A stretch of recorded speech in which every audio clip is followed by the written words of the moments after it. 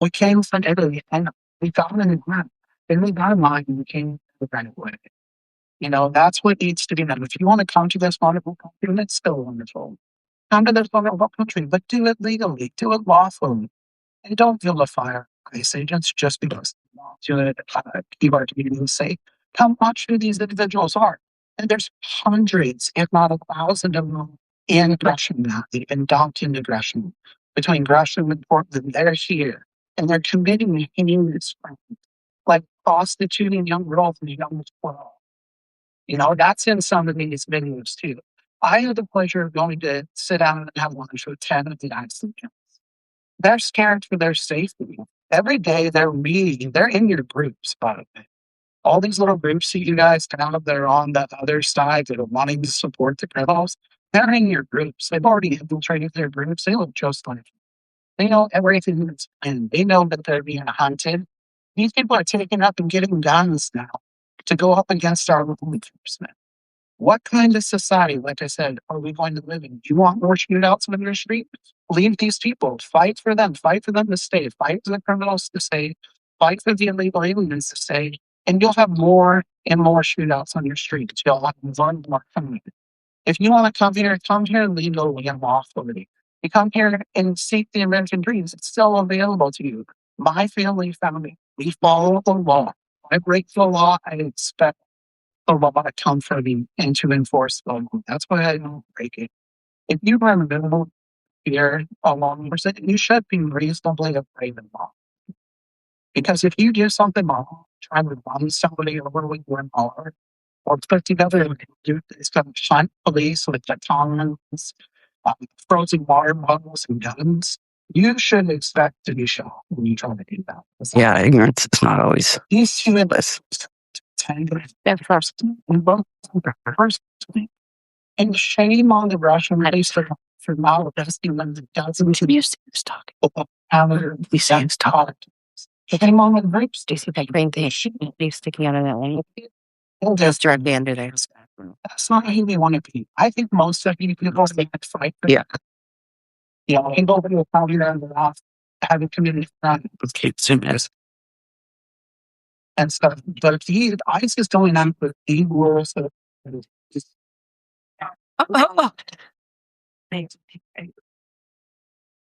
Thank you. Yes. Good evening. Oh, sorry. Can I just have you hold that up real quick? You go. Oh, yeah. I just hit my 30s. I'm building my 30s and now I need glasses. So I was just putting them on the skill. Good evening, everybody. I'm Representative Victor Weiss. Again, I got great honor of representing you in the state capitol in Salem. I represent Gresham, Delivered Portland, and I'm sorry for my tardiness. Leading traffic from Salem to Gresham is not fun. No, It turned out to be an hour and 15-minute commute, turned out to be an hour and 45. So that'd be good. Yeah, sorry about that. Good evening. My name is Lorna Fastblowers, and I am a resident of Southwest Gresham. And I want to speak today about the fact that I feel safe being here. I relatively feel safe in Gresham. But I have a family member who is a U.S. citizen, a Vietnam era vet. He's law-abiding. He was honorably discharged from the Army, and he does not feel safe in Gresham. There, as of October, over 170 U.S. citizens have been detained by ICE in the United States. And those tend to be people with dark skin. U.S. Supreme Court allowed them to be targeted by ICE, and they have been detained, sometimes for days. There are Native American people who have been very close to being deported. And so there are people in our community who do not feel safe here. And they are law-abiding people. They are U.S. citizens. They are taxpayers. They're doing everything that they should be doing for the community. So that is a reality.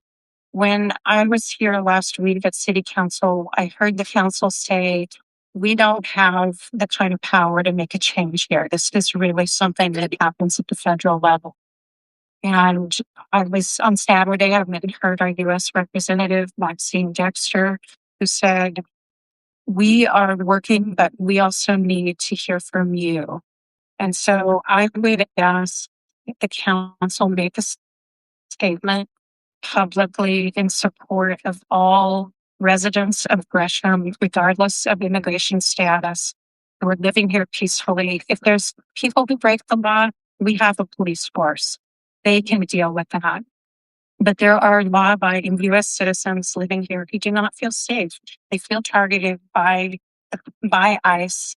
And if we have a statement from the city council and the mayor in support of them that we could also share with our U.S. representatives, that would help to make that movement at the federal level. So I just want to encourage you to do that, to lean into the power that you've got. So the fourth largest city in Oregon. And I want to leave you with the words of Dr. Martin Luther King Jr. as we approach his birthday. In the end, we will remember not the words of our enemies, but the silence of our friends. Thank you.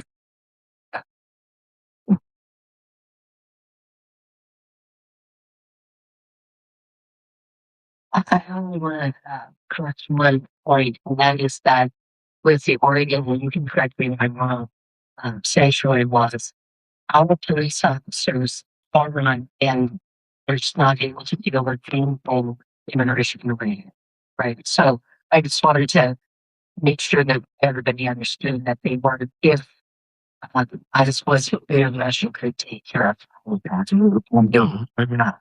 I'm sorry, I'm so shaky. Deal with anyone immigration with it.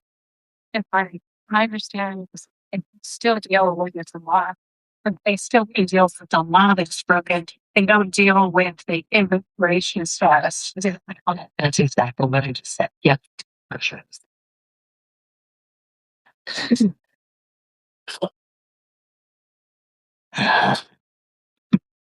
My name's Jared, and I'm just like saying that I was in the military, but in Vietnam, every time we walk through an airport, you're staying on up, you call baby fields.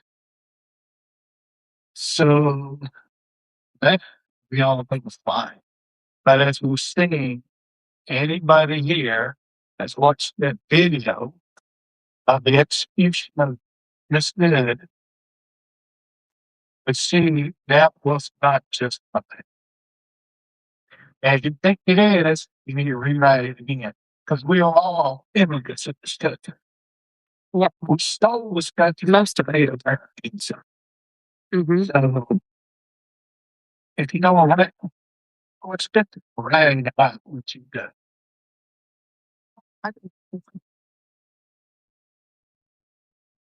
If ICE is such a good organization, why it covering their places? We can't see who they are. They don't wear badges. They don't wear cameras. It's just out of control. And everybody's afraid, but we have to stick together and fight as hard as we can. But yes, the administration. I just want to say thank you for your service. I see you had U.S. Coast Guard. Thank you for serving one country, and thank you for your words. Hi, my name is Gia. I'm a social worker in the city of Gresham. I work with houseless youth as well as young survivors of sex trafficking. The presence of ICE has impacted my ability to notice my clients out in the community, insurance, the safety of the houses, which also sometimes it's hard to get transportation there. I'm also getting dangerous. It's very isolating to youth that are already experiencing hardship, isolation. These are the kids who really are trying really hard for themselves, and they should not be lost in conversation about who was impacted by this. There's an enormous amount of kids. There's so many parts of these people thinking processors that are several parts of impacted and happen. And so it's that these kids to say that. Yeah.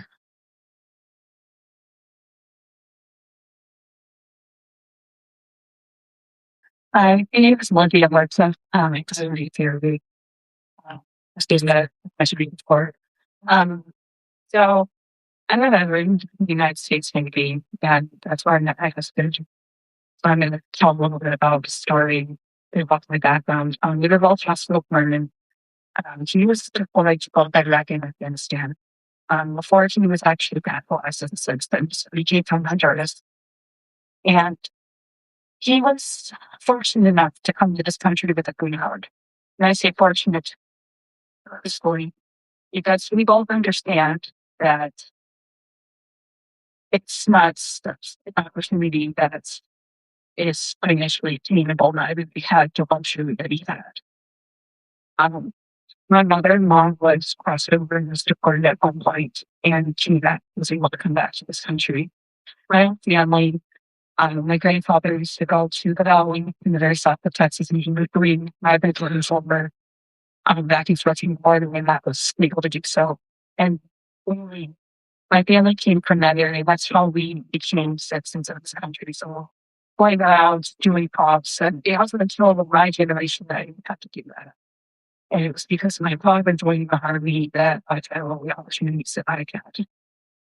That being said, my I was working in one internment camps and that and he would speak out whenever he saw anything that shouldn't be done there. Like when they should turn off the lights when they were interrogating the prisoners.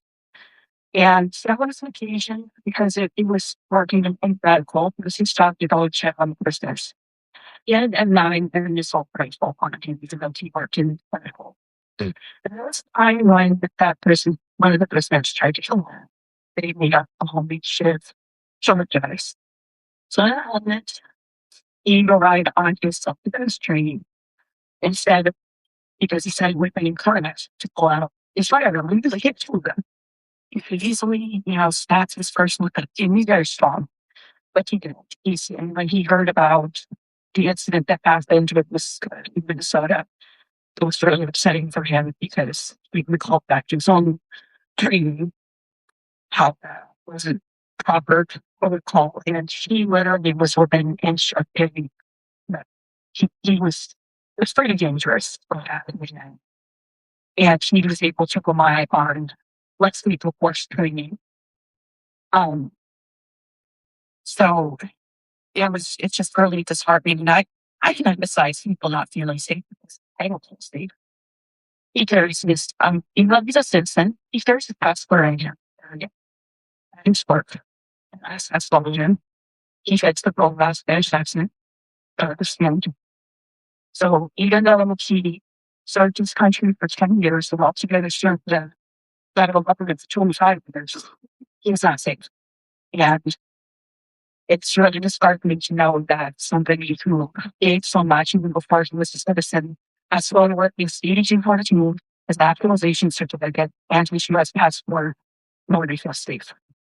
So it's just something to consider that when people come to this country under certain circumstances, there are many things that we have not had to face that they have. Those countries are unsafe. I've been to this country where I got gunshots right outside of a really safe neighborhood. They live behind walls, if you can afford that. And there's also security there. So you rely on the children. We send about $500 a month, not just father, every month. Support him. He is right. He is also a bill. So that he doesn't have to sell stuff in the street and get just to give you an idea.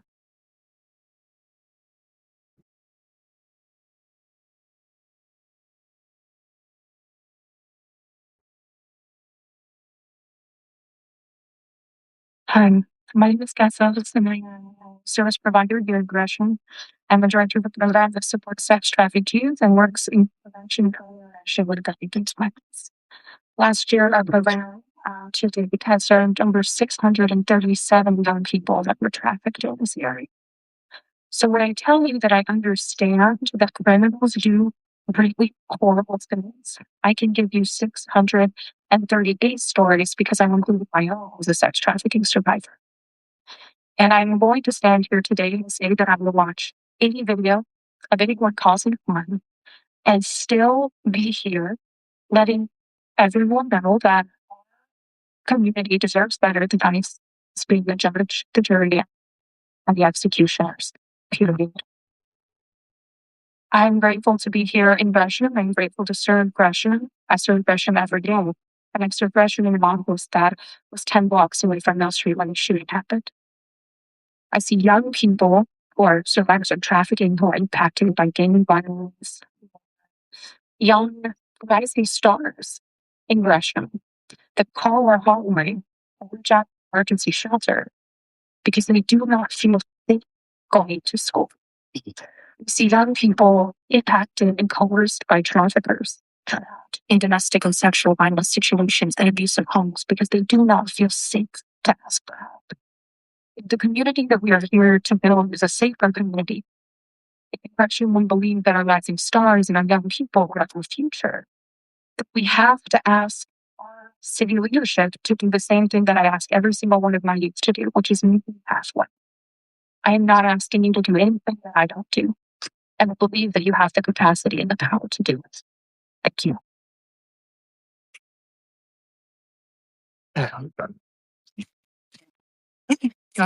I know. Good evening, everyone. I'm Gresham Sticks in from Oakland County. I'm so excited to be here, to hear directly from you all as community members. And it's just coming from a library and there's the start with it. So, thank you.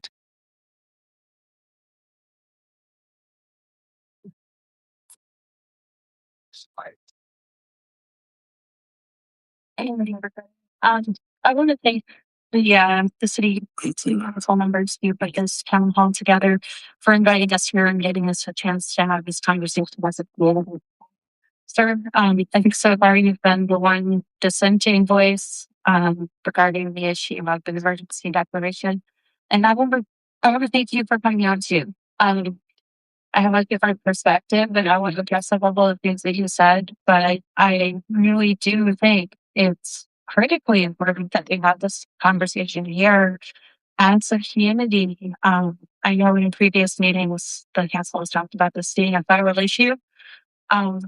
But this is where we bring our voices together as a community so that we can be part of that larger conversation. My part of my family is also Italian. I think they all came through the immigration process at the time. You want to move to somewhere I can sport. Yeah, I think the Scottish folks probably emigrated. The English folks arrived in the 1600s. They definitely did not permission. They were probably refugees themselves. And I don't think the native tribes were super happy to see them after a couple of years. But that's history. That's the past. The country has changed a lot since then. And I do think history is important. I think the lesson that I've taken from the past past year or so is really that those who don't know what free our future is. And this is the United States of America in 2026. I don't think that masked gunmen on the street stopping people, breaking car windows and asking for papers, please, is a good look in any country and this country, but particularly in this one. And I have my reasons for that. I served in the military briefly, mostly for peacekeeping. But I've seen what happens in countries where the social fabric breaks down, where people can no longer trust their neighbors. I worked with people for many, many years in the military who went to other countries and faced more hardship than I did, believing or hoping that they were bringing a better life to people, even if it may not have felt that way to people. In the COC, and watching those scenes play out on American streets, I think it's hard for me, and I think it's hard for a lot of us who have military background or feel close to that community. And the reason I came here today and the reason I'm speaking today, I spoke at a city council meeting a few weeks ago, and one of the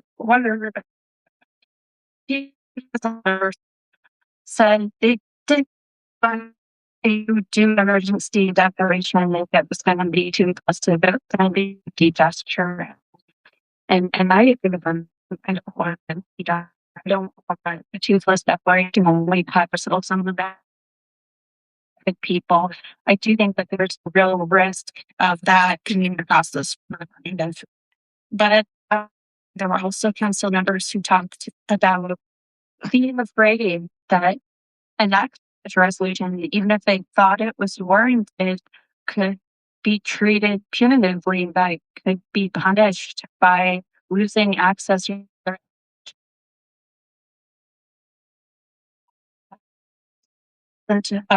this isn't for learning anymore. It tells me there are stakes, and I'm not sure how much money we're talking about or if those fears are founded. Not the budget, the grants that they might be talking about, or the spending sources. So, and I will say that if that's I personally feel that this is an emergency. This is a crisis. It's a moral crisis. Um, I don't, I don't know of any theory of policing that would say that training an already vulnerable community that includes at least some members who probably fled violence or corruption in their home of origin, and then making them who may have limited English ability and making them more fearful of government officials and authority figures and law enforcement in the place that they can't to feel safe is somehow going to make them or others less susceptible to criminals or being exploited by criminals for their own purposes. That sounds like a recipe for more crime, not less. So, I think logically, pragmatically, I don't agree with the argument. I understand that, I understand fear. I understand being concerned, particularly if it's a population you don't feel a lot of affinity for. You probably don't live in 5 years. That's okay.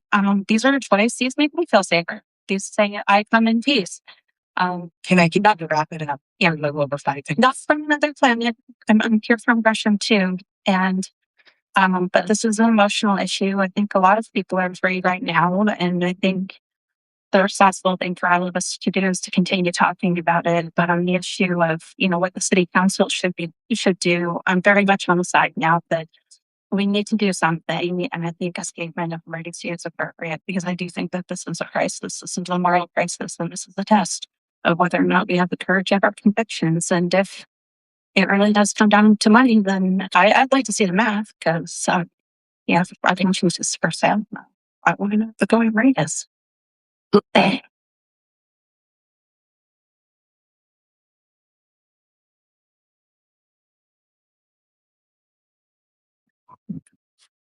was going to be quiet, but I can't. My name's Tom. I served years. William Payback always said that the criminal justice system is broken. Maybe it is, but it's still the best one that I know of in the world. If it's followed. We're talking about the Gresham Police Department. They were understaffed. Appeals for voting to the levy. We're now building that up. So I think we can feel safe. I'm proud of our council for increasing that so that we can feel safer. I think they've done an phenomenal job. Protect us. They're there. You can see them. They respond. as best they can with the tools that they have. Gresham Police Department is actually leading this area in a lot of different ways. So be aware of that. These are both state and local people are working there. When I say about bodies, I have no problem with bodies. I think they are capable of doing what they're supposed to be doing. I hope that the training is good. I've seen on TV, I've seen on both sides of the coin, the training is not there. It just, many miles, yeah, many of these ice people are doing out the door.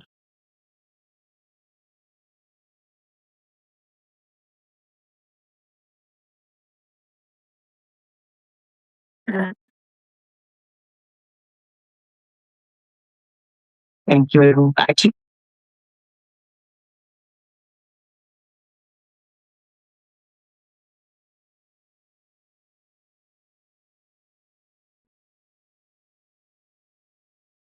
I live with a family who is Hispanic.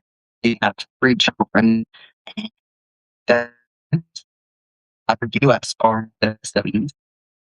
They, and every morning, sorry, when they start to school, their dad checks to make sure they have their English with them. I just can do their job without terrifying our children and our community. That, has to go to school 30 years of my the time in the United States. And we only stand and it's not it. Not just what criminals, also I see that's what kind of the main cooking would be. I can't hear I got temporary status to be here. They went supposed to these people are going through the courts. They're being taken by us. They're showing up for their court dates. They're doing everything legal. They are abiding by and showing up for their appointments. And they're being sued and they're being deported. Immigration said, okay. I don't hear anybody talking about fixing